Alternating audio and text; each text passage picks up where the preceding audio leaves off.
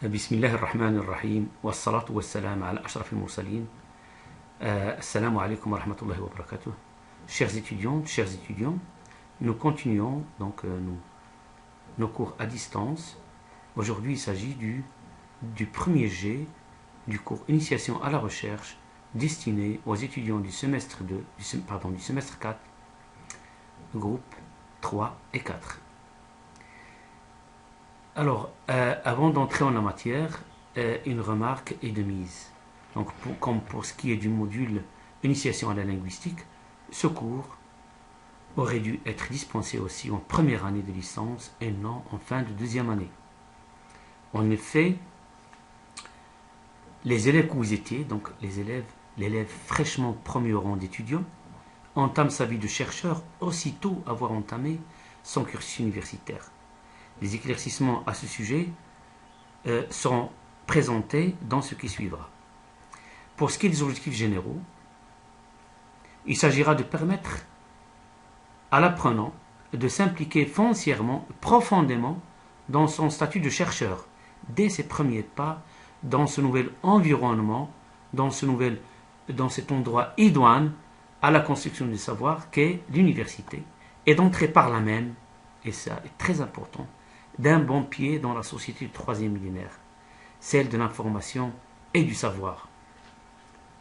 En effet, ce module a pour principal objectif de faciliter ce passage du statut de l'élève simple réceptacle à celui de l'élève chercheur, c'est-à-dire d'étudiant. Quelle promotion! Autrement dit, l'étudiant doit prendre conscience de son nouveau statut que résume l'équation suivante. L'élève plus la recherche égale étudiant.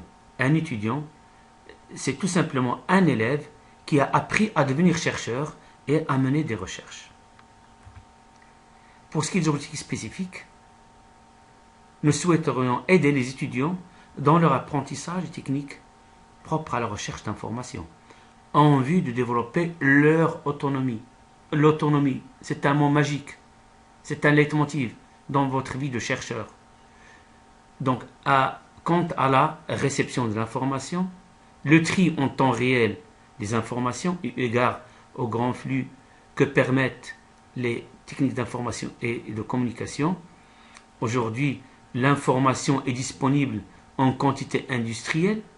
Vous pouvez faire une recherche, chaque fois que vous êtes appelé à faire une recherche, à travers un moteur de recherche par exemple, vous googlez une expression, un concept, un terme, un mot, et vous avez des millions de réponses. Vous n'avez pas le temps de les traiter toutes en temps réel, même si vous y passez une vie. Alors autant opérer un tri, une sélection pour choisir les informations les plus pertinentes, c'est-à-dire relativement au sujet que vous cherchez. Donc la réception d'informations, le tri en temps réel de ces informations, le traitement de cette information et la transformation de ces informations pour créer du savoir. Telle est la condition sine qua non pour intégrer cette société du troisième millénaire, dite post-industrielle, celle de l'information et du savoir. Arrêtons de seulement consommer l'information, il faudrait aussi que nous arrivions à créer du savoir pour avoir droit de citer dans cette société du troisième millénaire. Et puis, la recherche lexicographique, terminologique bien entendu, vous passerez tout votre temps à faire ce genre de recherche. La préparation des examens, des exposés pour l'essentiel.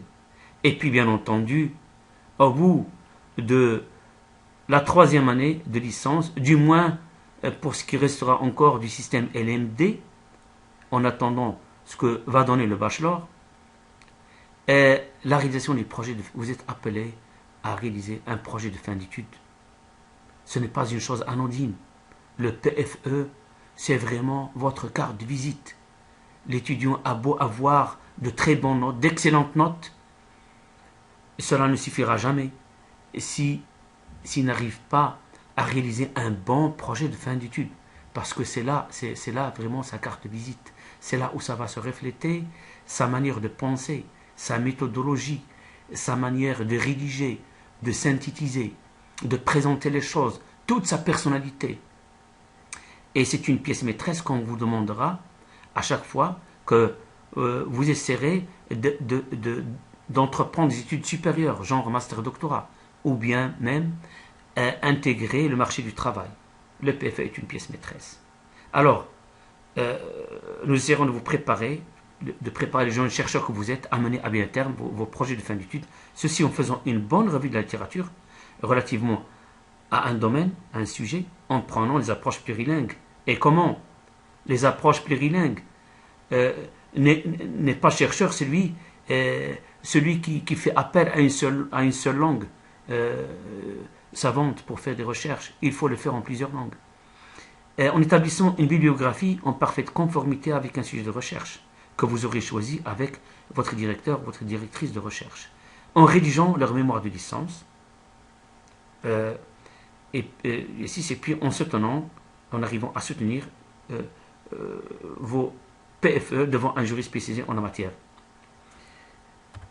Alors pour ce qui est du contenu, le contenu donc a été revu à la baisse parce que nous n'avons pas assez de temps pour faire vraiment tout ce que nous aurions souhaité faire.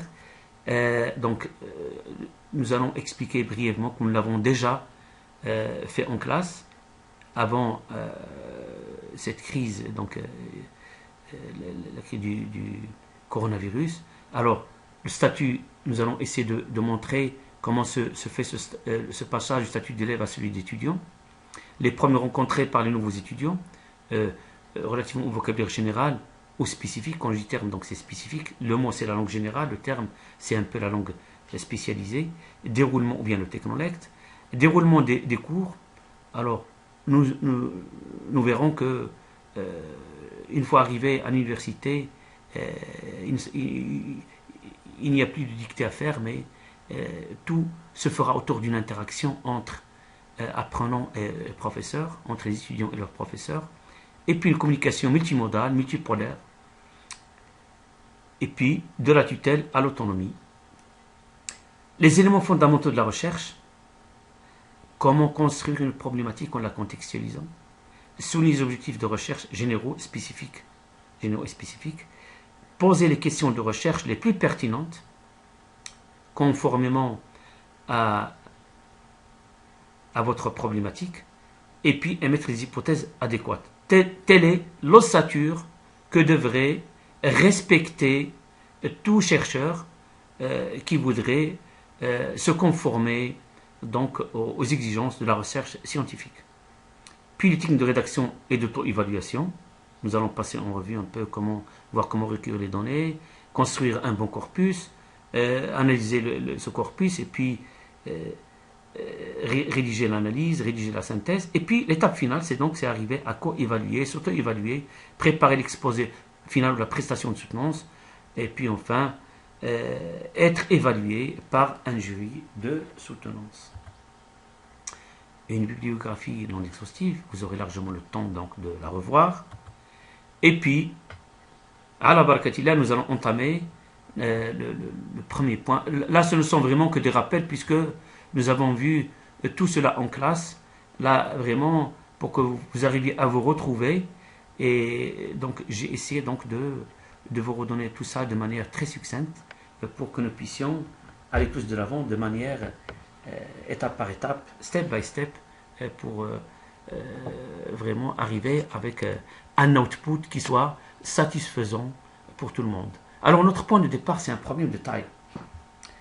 Le problème, c'est le problème qui a trait à l'enseignement-apprentissage des langues et les langues de l'enseignement-apprentissage. La distinction étant faite ici, quand je parle de l'enseignement-apprentissage des langues, c'est que je fais allusion aux filières que j'appellerai métalinguistiques, c'est-à-dire dans la langue est en même temps objet et outil de travail, comme la linguistique ou toutes les disciplines relevant des sciences du langage. Et pour ce qui est des langues d'enseignement-apprentissage, là je fais allusion aux autres filières dites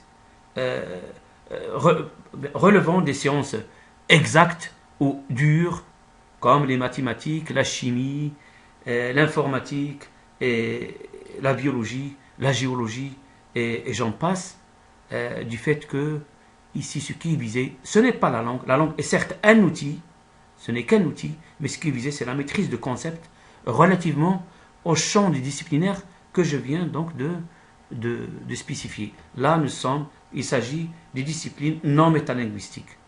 Et donc, ces distinctions entre l'enseignement-apprentissage des langues et l'enseignement-apprentissage se posent avec plus d'acuité dans un pays plurilingue et pluriculturel comme le nôtre, comme le Maroc. D'autant plus que les systèmes linguistiques de l'enseignement-apprentissage sont différents des langues premières, pour ne pas dire maternelles, des étudiants. Ceci complexifie les modalités d'acculturation à l'écriture universitaire, surtout dans le domaine des sciences exactes, et compromet sérieusement les chances de réussite de nos étudiants dans leur parcours universitaire. Je crois même qu'il y a parmi vous ceux qui s'étaient déjà inscrits à la faculté des sciences, Semalia par exemple, et à cause de problèmes linguistiques, ils ont finalement renoncé et puis ils ont rejoint d'autres établissements dits à accès ouvert. Alors pourquoi l'écrit? Pourquoi l'écrit avant l'oral? Quand je dis avant l'oral, c'est que l'oral aussi sera pris en compte, mais d'abord l'écrit. Les travaux de Goody sur l'écriture mettent en évidence le rôle de l'écriture dans la production des connaissances et dans l'accès aux modes de pensée spécifiques aux disciplines ou aux professions. Les recherches de Delcambre et Donnay essaient de mettre plus de lumière sur les relations entre l'écriture à l'université et la construction des savoirs et les difficultés rencontrées par les étudiants confrontés à de nouveaux savoirs. Là, inspiré de rappeler que vous et moi n'avons pas cette belle langue que le français, donc comme langue première, donc nous l'avons appréhendé à travers l'écrit, d'autant plus que les occasions de la pratiquer vraiment au niveau de l'oral se font de plus en plus rares. Donc, pour ce qui est du français, comme première langue étrangère du Maroc, c'est pour nous une langue d'abord donc de l'écrit. Là, quand je dis nous, je fais allusion à l'enseignement public, l'enseignement supérieur, donc relevant du secteur public. Pour ce qui est du privé, c'est une autre histoire. Pourquoi les écrits scientifiques? Dont bien entendu les sciences du langage. L'accent est mis sur les écrits scientifiques, sciences dites exactes, mais aussi sciences humaines et sociales, car selon Marie-Christine Poé, ils représentent, c'est-à-dire les écrits scientifiques, la caractéristique sans doute la plus importante des études supérieures en réception comme en production, et donc un enjeu essentiel dans la formation des étudiants, surtout dans l'enseignement des disciplines scientifiques. Les écrits universitaires font partie de ce qui est connu sous l'appellation littératie universitaire. Mais qu'entendons-nous par littératie universitaire? Les littératies universitaires, encore discours universitaires, recouvrent, outre l'écriture scientifique, divers genres de discours qui peuvent relever de l'écrit et de l'oral, comme nous l'avons déjà signalé, mais plus de l'écrit que de l'oral, aller du champ académique stricto sensu au champ professionnel en passant par des gens dits intermédiaires. Alors, l'étudiant marocain est appelé à appréhender de manière normale les discours universitaires, les littératies universitaires. Mais il se heurte à un grand problème, celui de la fracture sociolinguistique. C'est quoi cette fracture sociolinguistique? De manière succincte, elle renvoie à des métafractures très profondes, très foncières. Il faut remonter, il faut plonger dans l'historique, dans l'histoire de chaque apprenant pour pouvoir la comprendre à sa juste valeur.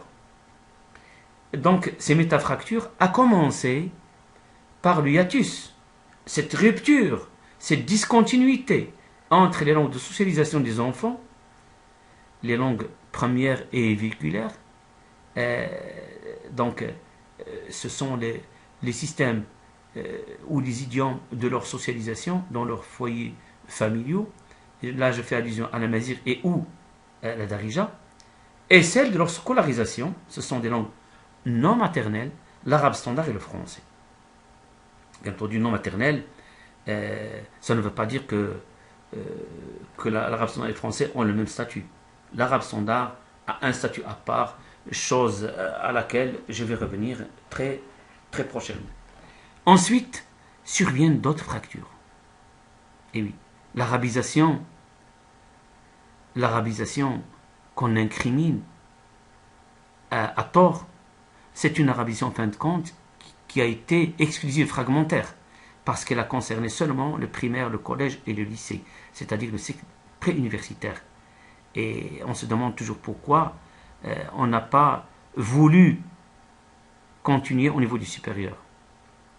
Donc, cette arabisation exclusive et fragmentaire n'a pas été accompagnée de l'arabisation du marché du travail, de la finance et d'autres secteurs vitaux de la vie sociétale, du moins au Maroc.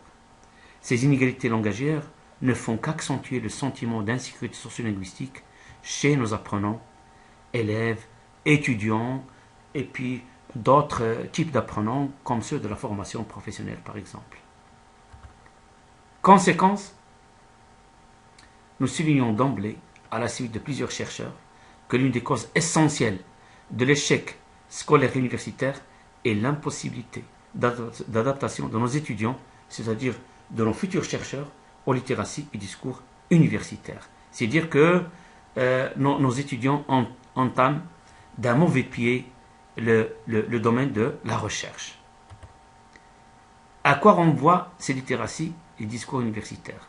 Ce sont des choses que nous avons largement passées en revue en classe pour